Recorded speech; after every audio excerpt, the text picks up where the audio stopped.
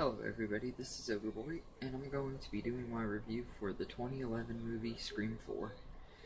The movie is directed by Wes Craven and written by Kevin Williamson, who returned after writing the first two movies. He didn't write the third one, but he came back for this one. And this movie follows Sydney as she returns to Woodsboro as the last stop on her book tour.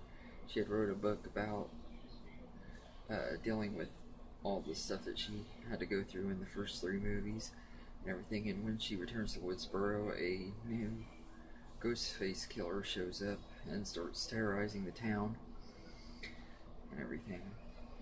And this is a really pretty good movie to me. I enjoyed it quite a bit. Before I get too much into this review, I'd like to give a shout out to my friend Matt Hart. He was supposed to join me in this review, but we were having technical difficulties, so he wasn't able to. This is one of his favorite movies in the franchise and everything, so I just wanted to give out the shout out I promised him I would give. And he has a YouTube channel called Random Matt Videos. I'll leave a link to that in the description so y'all can check it out. He's a really big horror fanatic and a good friend. But the cast in this movie is really good, for the most part. I think that Neve Campbell does a good job as Sydney again, and Courtney Cox is great as Gale Weathers, and David Arquette's still good as Dewey, and that their chemistry between the three leads is all still really good. Sorry about that.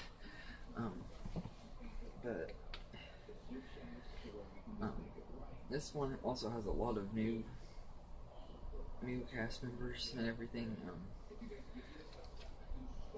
Emma Roberts plays Jill, who is one of the killers. She's Sydney's cousin, and I'll talk more about that after a while, about the killers and stuff. But I think she's really good in this and everything. Hayden Panettiere plays one of her friends, Kirby. And I think she steals every scene she's in. I love Kirby. I think she's a great character. And it doesn't really say if she lives or dies in this movie. She does get stabbed quite a few times, so she could have died, but it doesn't say for sure. So I think it'd be really cool if they ever did make a fifth movie that maybe she could be in it, but I don't see there being a fifth movie now after it's been 8 years. I don't think there's going to be a fifth one unless it's either a reboot or something.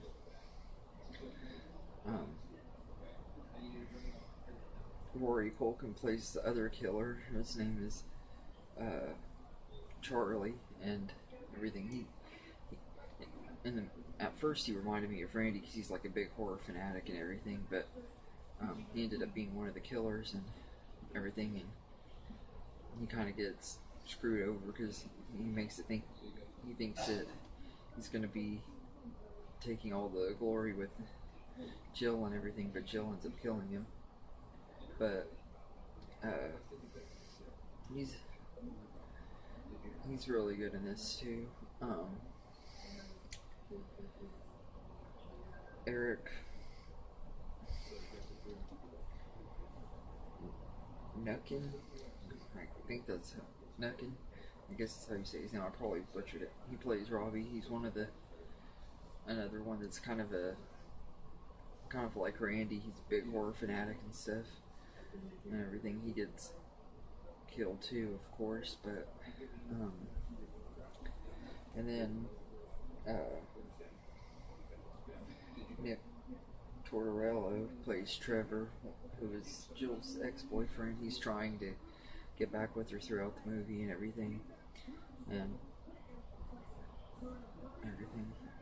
I think this is a pretty good movie. It took 11 years to make, or get it made and released and everything, and I think it paid off. I think it was decent. I like how it kind of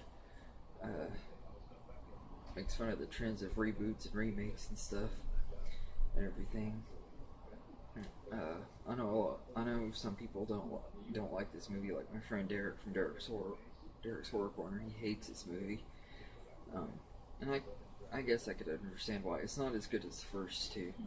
I do like it better than the third movie though, but it's still not as good as the first two. Um, I like like I said, I like most of the cast. The new cast in it are all real, really pretty good.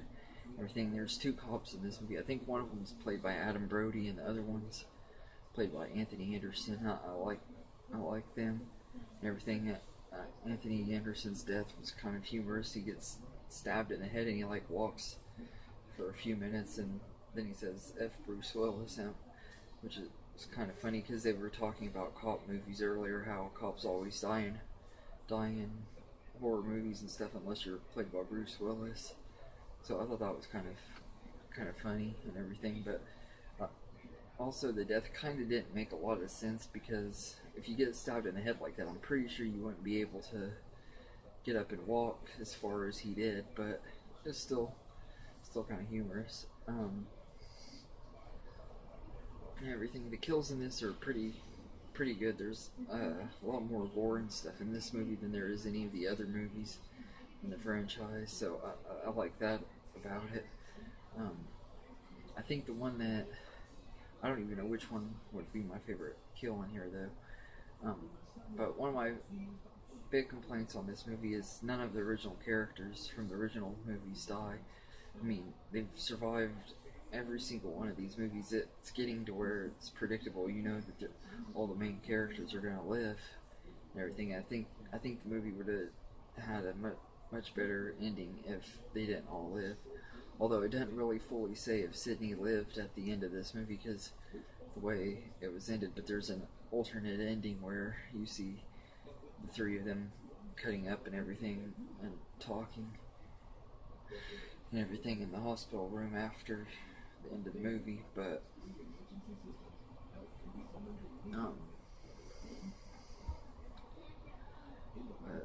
the motivations for the killers in this movie I don't think are as good either. They just want to do it to be famous and everything. They kill everybody and then they want to make it look like they were the victims and everything, and try to make it where they can become famous by the media and everything. And I think it's kind of dumb and everything, but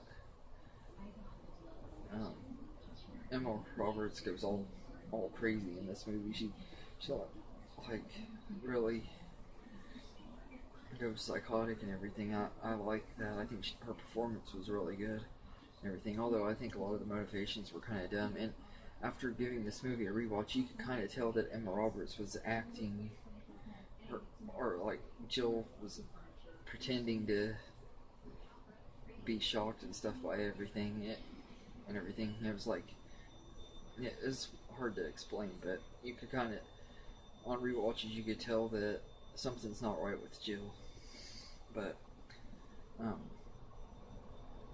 the cinematography in this is pretty good. I think it's not quite as good as Scream 3 cinematography, but it was still pretty good. And it was nice being able to have the movie set in Woodsboro again for the first time since the first movie. I thought that was pretty cool. The score by Marco Beltrami is once again great and everything. He did a great job on the score. I don't think it was the best score out of the franchise. I still think I like the first one's score a lot better, but for the most part that was good too and everything. But I do agree with Matt. I think it's cool having a girl killer in this for once, because most of the time in slasher movies it's always usually guys doing the killing, with the exception of like Pamela Voorhees and Mrs. Loomis in Scream 2 and everything. So I like that and everything. I like how crazy Jill got and everything. So, but it does have some pacing issues, I think, a little bit in the middle, but not anything too bad to slow it down. I think it's much better paced than Scream 3 was and everything, and everything. So I'd give Scream 4 an 8.5 out of 10. I hope you enjoyed this review. If there's any other top 10 list or movie series rankings or movie reviews you want me to do, let me know in the comments and I'll get to them as quick as I can. And I'll probably be doing my Scream ranking sometime before too long.